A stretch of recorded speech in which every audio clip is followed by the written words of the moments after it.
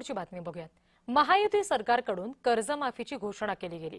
30 September पर्यंत पात्र शेतकऱ्यांना 2 लाखांपर्यंत कर्जमाफी दिली जाते।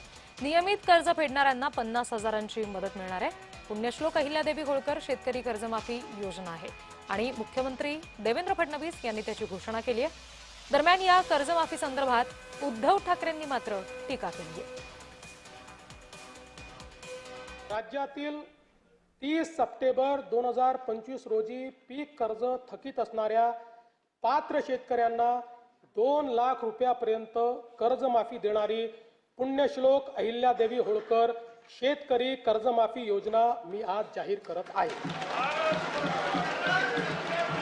जे शेतकरी कर्ज घेऊन नियमित परतफेड करतात अशा शेतकऱ्यांना प्रोत्साहन देण्याच्या हेतूने नियमित कर्ज परतफेड केलेली असल्यास अशा पात्र शेतकऱ्यांना 50,000 रुपयापर्यंत प्रोत्साहनपर लाभ देण्यात येईल।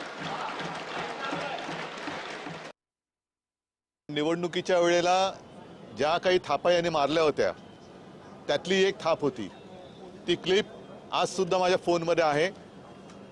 त्याच्यामध्ये आत्ताचे मुख्यमंत्री म्हणतात की आम्ही शेतकऱ्याचा 7-12 करू, कोरा कोरा कोरा। तो कोरा तर केलेला नाहीये, पण साधारणतः 5 वर्षांपूर्वी आम्ही कालबद्ध पद्धतीने शेतकऱ्यांची कर्जमुक्ती केली होती 2 लाखापर्यंत।